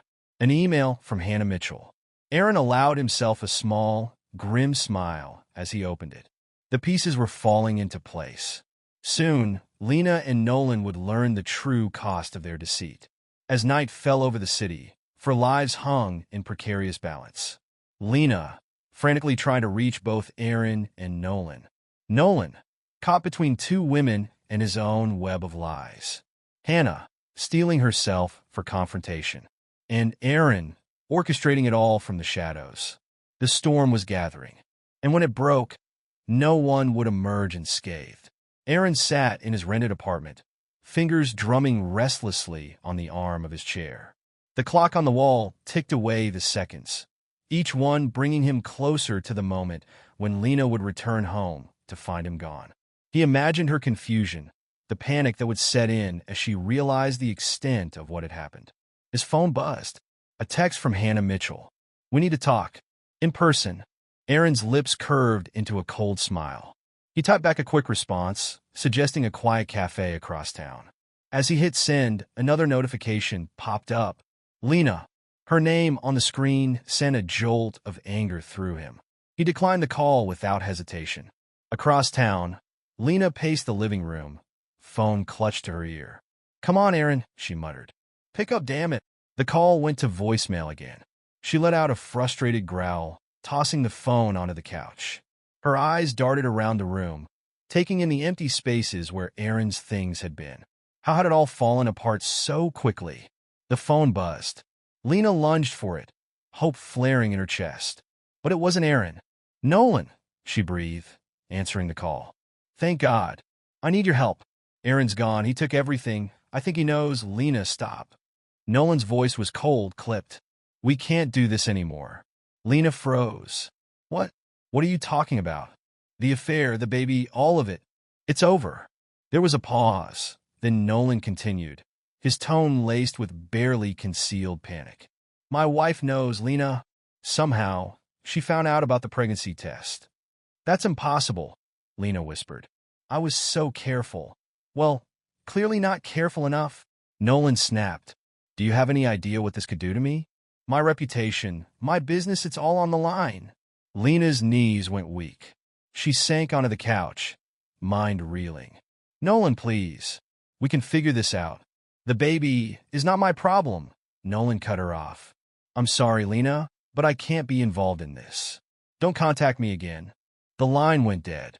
Lena stared at the phone in disbelief, tears welling in her eyes. In the span of a few hours, her carefully constructed world had crumbled to dust. Meanwhile, Aaron sat across from Hannah Mitchell in a dimly lit cafe. She was an attractive woman, poised and put together, but he could see the strain around her eyes, the slight tremor in her hands as she clutched her coffee cup. "I appreciate you meeting with me, Mr. Carter," Hannah said, her voice low and controlled. "I have to admit, your email came as quite a shock." Aaron nodded, his face a mask of sympathy. "I can imagine. And please call me Aaron. I wish we were meeting under better circumstances." Hannah's eyes flashed with a mixture of pain and anger. "How long have you known? About your wife and my husband?" "Not long," Aaron admitted. "I found out yesterday. The pregnancy test, it was like a punch to the gut." Hannah's knuckles whitened around her cup. "Nolan and we've been trying for a baby for years." I thought. She broke off, composing herself. "Well, it doesn't matter what I thought. What matters now is what we're going to do about it." Aaron leaned forward, his voice dropping to a conspiratorial whisper. "What do you have in mind?" A cold smile played at the corners of Hannah's lips. "I've been collecting evidence of Nolan's indiscretions for a while now. Financial records, suspicious transactions. I always hoped I'd never have to use them, but now you have no choice," Aaron finished for her. Hannah nodded. "Exactly. And from what you've told me about your wife, it seems we both have a score to settle." As they bent their heads together, plotting their revenge, Aaron felt a surge of vindication. Lena and Nolan had no idea what was coming for them. Back at the house, Lena sat surrounded by scattered papers and open laptops. She'd been trying for hours to access their joint accounts, only to find them drained. Passwords changed, credit cards canceled. It was as if Aaron had erased her from his life with surgical precision. The doorbell rang, startling her. For a moment, hope flared in her chest. Maybe it was Aaron, coming home to talk things through. She rushed to the door, yanking it open. Aaron, the words died on her lips as she found herself face to face not with her husband, but with her mother, Bethany. Bethany Miller swept past her daughter into the house, her critical gaze taking in the chaos. "Well," she said, her voice dripping with disapproval, "I see you've made quite a mess of things." Lena's shoulders slumped. "Mom, please. I don't need a lecture right now." "Oh, I think you do," Bethany retorted, settling herself on the couch. "Sit down, Lena. We need to talk about how you're going to fix this disaster." Reluctantly, Lena sank into the chair opposite her mother. "There's nothing to fix," she said, her voice hollow. "Aaron's gone. He knows about the affair, about the baby.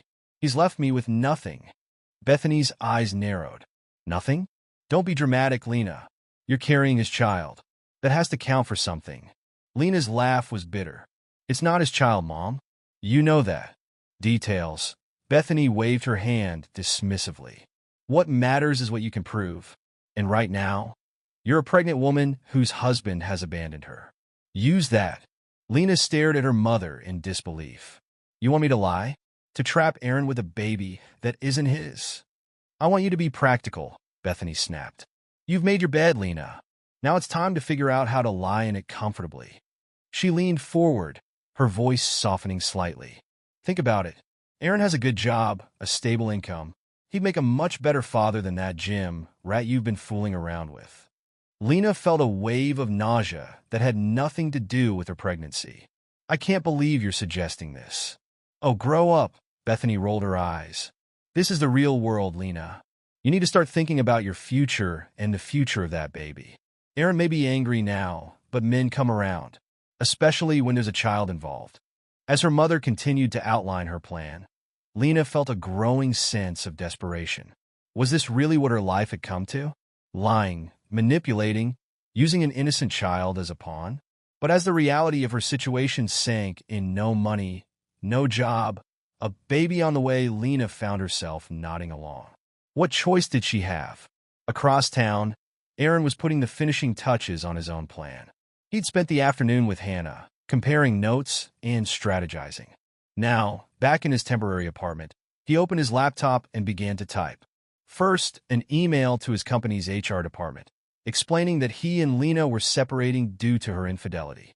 He requested that she be removed from his insurance and any other benefits immediately. Next, a series of messages to their mutual friends. He didn't go into detail, but the implication was clear. Lena had betrayed him, and he was cutting ties. Finally, he opened a new document and began to outline his case for divorce. Infidelity, financial deception, the works. By the time he was finished, Aaron felt a grim sense of satisfaction. The net was closing in. His phone buzzed again. Another missed call from Lena. Aaron's finger hovered over the block button for a moment before he set the phone aside. Let her stew for a while longer. He'd face her soon enough. The next morning dawned bright and clear, a mockery of the storm brewing in the lives of those caught in Aaron's web of revenge. He dressed carefully, choosing a crisp suit that radiated confidence and control. Today was the day he'd start to dismantle Lena's world piece by piece. His first stop was the law office of Patricia Hendricks, a shark of a divorce attorney recommended by Hannah. As he laid out his case, Patricia's eyebrows rose higher and higher. "Well, Mr. Carter," she said when he'd finished, "I have to say, you've certainly done your homework. With the evidence you've gathered, we should be able to push for a swift and decisive divorce in your favor." Aaron nodded, a cold smile playing at his lips. "That's exactly what I want to hear. How soon can we file?" Patricia's answering grin was predatory. "I can have the papers drawn up by this afternoon. Shall we say 3 p.m.? "Perfect." As Aaron left the office, his phone buzzed. A text from Hannah. "It's done. I filed for divorce and alerted the authorities about Nolan's financial irregularities. The storm is about to break." Aaron allowed himself a moment of pure, vindictive pleasure. Everything was falling into place. Meanwhile, Lena's world was crumbling around her. She'd woken to a flurry of messages from friends, all expressing shock and disappointment. It seemed Erin had been busy. Her phone rang. The gym where she taught yoga classes. With a sinking feeling, Lena answered. "Lena, it's Mark." Her boss's voice was strained. "We need to talk about your position here." Lena's heart sank. "Mark, whatever you've heard, I'm sorry, Lena, but we can't have this kind of drama associated with our studio. We're going to have to let you go." The call ended, leaving Lena staring at her phone in disbelief. In the span of 24 hours, she'd lost her husband, her lover, and now her job. What else could possibly go wrong? A knock at the door answered her question. Lena opened it to find a courier holding out a thick envelope. "Lena Carter?" At her nod, he handed her the package. "You've been served." With trembling hands, Lena opened the envelope. Divorce papers. Erin was suing her for divorce on grounds of infidelity and financial deception. And he had evidence. Lots of it. As she sank to the floor, papers scattered around her, Lena finally allowed herself to break down. Sobs racked her body as the full weight of her choices came crashing down. Across town, Erin sat in his temporary office, methodically working through his projects. To his colleagues, he appeared focused, professional. No one would guess at the turmoil roiling beneath the surface. His phone buzzed. A message from Lena. "Erin, please. We need to talk. I know I've made terrible mistakes, but please don't do this. I'm pregnant. We can work this out." Erin's jaw clenched. He typed back a single line. "The child isn't mine. We both know that." He hit send, then immediately blocked her number. Enough was enough. As the day wore on, reports started trickling in. Nolan Mitchell had been arrested on suspicion of financial fraud. His gym was being investigated. Clients were canceling memberships left and right. Hannah had moved swiftly and decisively, using her connections in the real estate world to spread the word about Nolan's indiscretions. By nightfall, his reputation would be in tatters. Erin leaned back in his chair, a sense of grim satisfaction settling over him. Phase 1 of his plan was complete. Lena and Nolan's carefully constructed lives were falling apart, piece by piece. But he wasn't done yet. Not by a long shot. As night fell, Erin drove back to the house he'd shared with Lena. It was time for a confrontation. Time to look her in the eye and see the realization of what she'd lost. He pulled into the driveway, steeling himself for what was to come. The lights were on inside, a warm glow that once meant home and comfort. Now, it just filled him with cold determination. Erin stepped out of the car and walked to the front door. He still had his key, but he rang the doorbell instead. Let Lena come to him. After a moment, the door opened. Lena stood there, her eyes red-rimmed and puffy, hair disheveled. She looked like she'd aged years in a day. "Erin," she breathed, relief and fear warring in her voice. "You came back." "Not for long," he replied, his tone icy. "We need to talk." Erin stepped into the house, his eyes sweeping over the familiar surroundings. Everything looked the same, yet felt entirely different. Lena stood before him, a mixture of hope and fear etched on her face. "Erin," she began, but he cut her off with a raised hand. "Save it, Lena. I'm not here for apologies or explanations." His voice was cold, devoid of the warmth it once held for her. "I'm here to make things clear." Lena's shoulders slumped. She gestured towards the living room. "Can we at least sit down?" Erin nodded curtly, following her into the room. He chose to stand, unwilling to settle into the comfort of their shared space. Lena perched on the edge of the sofa, her hands twisting nervously in her lap. "I got the divorce papers," she said softly. "Good," Erin replied. "Then you know where we stand." Lena's eyes filled with tears. "Erin, please. We can work this out." "The baby is not mine," he finished for her, his tone sharp. "Don't insult me by pretending otherwise." "But we could raise it together," Lena pleaded. "You've always wanted children. We could be a family." Erin let out a harsh laugh. "A family built on lies? No thanks." He paced the room, anger radiating from every movement. "Did you think I wouldn't find out? That you could just pass off another man's child as mine, and I'd be none the wiser?" Lena flinched at his words. "I made a mistake, Erin. A terrible mistake. But I love you. We can get past this. Love. Aaron spat the word like a curse. If you loved me, you wouldn't have spread your legs for your fitness trainer. Lena gasped, the crudeness of his words a slap in the face. That's not fair. Nolan and it just happened. Things like that don't just happen, Lena. You made a choice, and now you're facing the consequences. He turned to face her fully, his eyes hard. Here's how this is going to go. You're going to sign the divorce papers. You're going to move out of this house. And you're going to leave me alone. But where will I go? Lena's voice was small, frightened. I've lost my job. I have no money. That's not my problem, Aaron said coldly. You should have thought of that before you decided to cheat. Lena stood, desperation clear in her stance. Aaron, please. I'm pregnant. I can't do this alone. For a moment, something flickered in Aaron's eyes, a hint of the man who had once loved her. But it was gone as quickly as it appeared, replaced by steely resolve. You're not alone, Lena.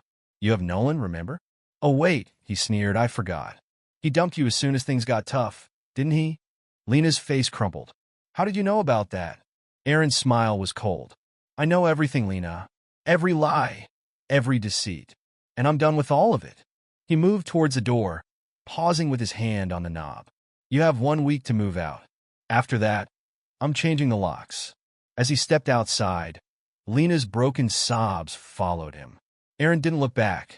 The next few weeks passed in a blur of legal meetings and strategic moves.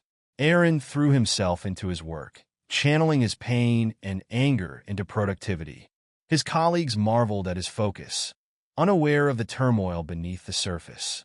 One sunny afternoon, as Aaron sat in his new apartment reviewing some contracts, his phone buzzed. It was Hannah Mitchell. Aaron, are you free to talk? He set aside his work. Of course, Hannah. What's up? Her voice was tight with suppressed excitement. It's done. The divorce is final. Nolan didn't get a penny. Aaron allowed himself a small smile. Congratulations, Hannah. How do you feel? Relieved, she sighed. And a little lost, to be honest. I've been so focused on taking Nolan down, I'm not sure what to do now. I understand, Aaron said softly. But you're free now. You can start fresh. There was a pause on the other end of the line. What about you, Aaron? How are things with Lena? Aaron's jaw clenched. Moving forward. She's out of the house. The divorce should be finalized soon. And the baby? Hannah asked hesitantly. Not my concern, Aaron said firmly. Lena made her bed. Now she can lie in it.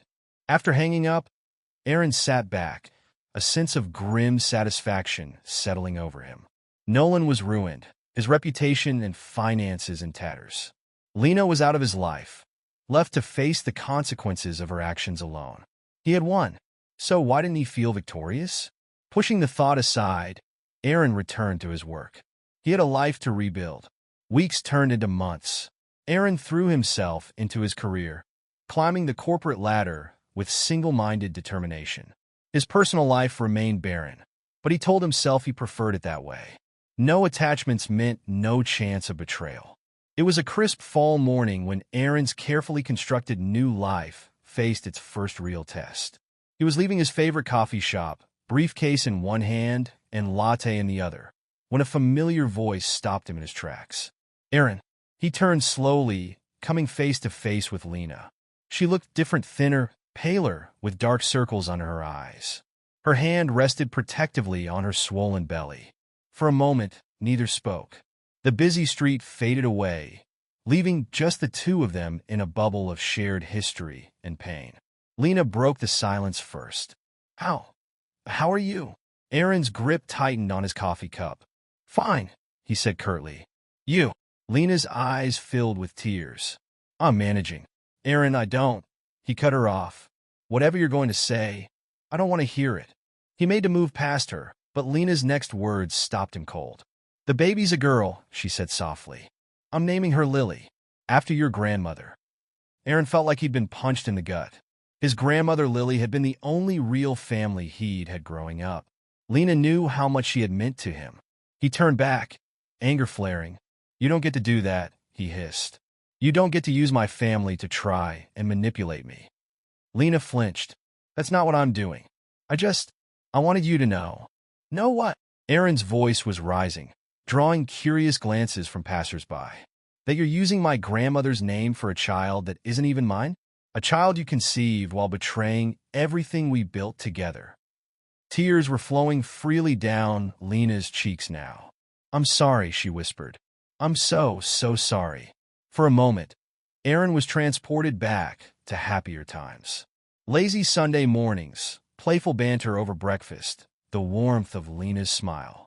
But the memory was tainted now, poisoned by betrayal. He took a deep breath, forcing his voice to remain steady. Your apologies mean nothing to me, Lena. You made your choice. Now live with it. With that, he turned and walked away, ignoring Lena's broken sobs behind him. His coffee had gone cold, but he barely noticed. His mind was a whirlwind of emotions he'd thought long buried. Back at his office, Aaron found it impossible to focus. The encounter with Lena had shaken him more than he cared to admit. He was just considering calling it a day when his phone rang. It was Hannah. Aaron, are you okay? You sound off. He sighed, running a hand through his hair.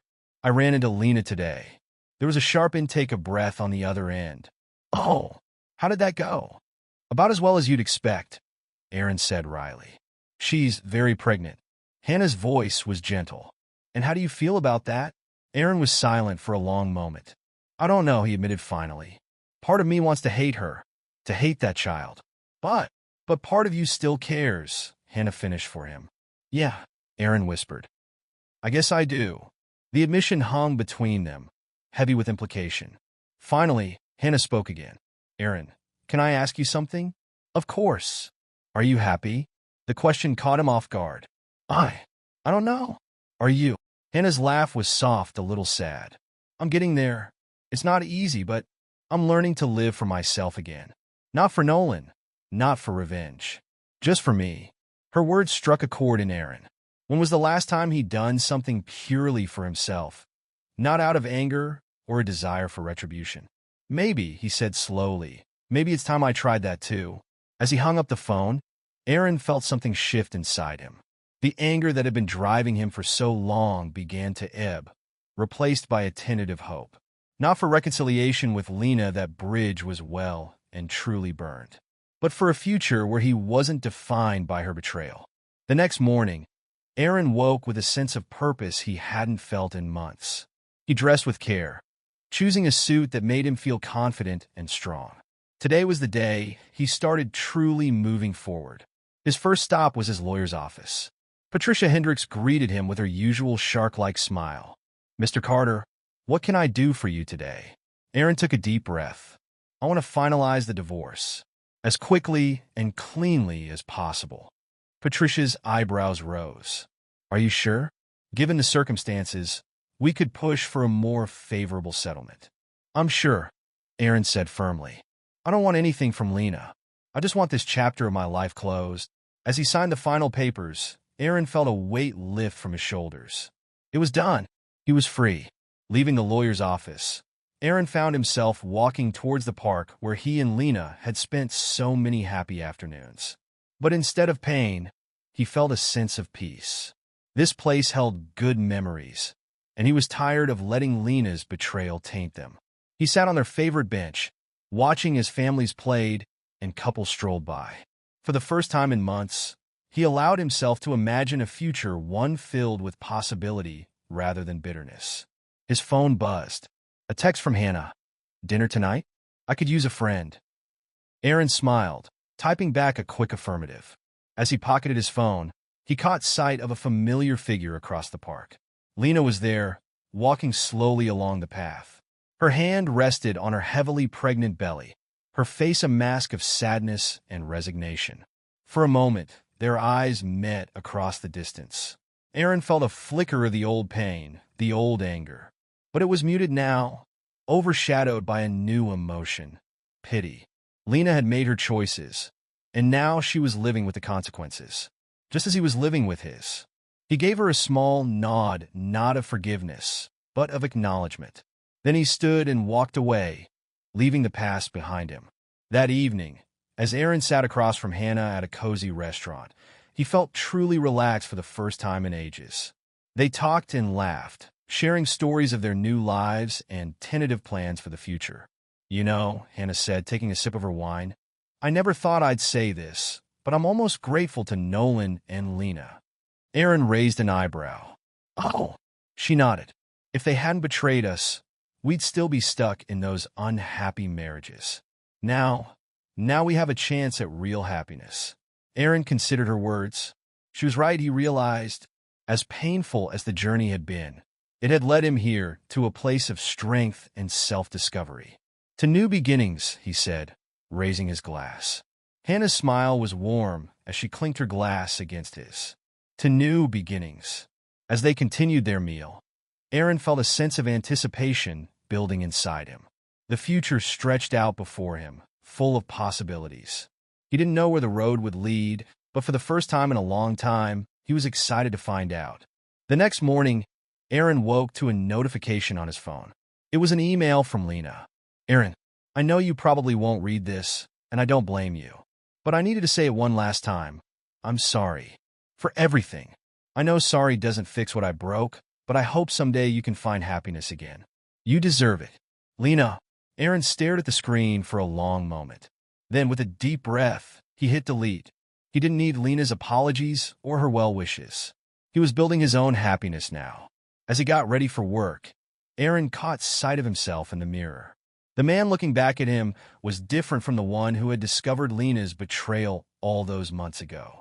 Stronger, wiser, ready to embrace whatever life had in store. With a confident smile, Aaron grabbed his keys and headed out the door. The sun was shining, a new day was beginning, and he was ready to face it head-on. The story of Lena's betrayal and its aftermath would always be a part of him, but it no longer defined him. Aaron Carter was moving forward, one step at a time, into a future bright with promise. And he wasn't looking back.